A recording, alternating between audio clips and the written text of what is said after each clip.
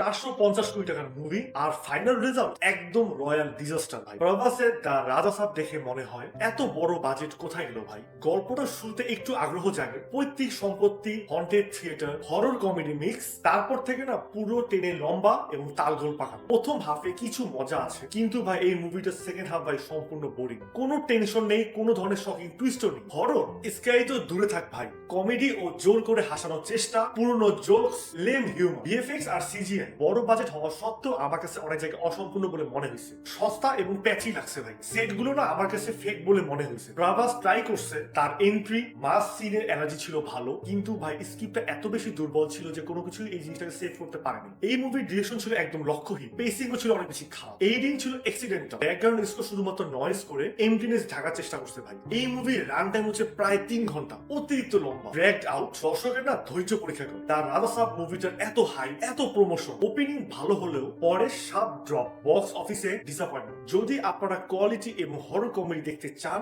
এটার দিকে, তাহলে ভাই আপনারা চোখ দিয়ে না। আপনারা যদি দ্য রাজা সাব মুভির পার্সোনাল রেটিং আমাকে জিজ্ঞাসা করেন, দেন আমি আপনাকে বলবো 2 আউট অফ 5। শুধুমাত্র যারা ডাই হার্ড প্রভাস ফ্যান তারা দেখতে পারেন এবং বাকিরা ভাই স্কিপ করেন।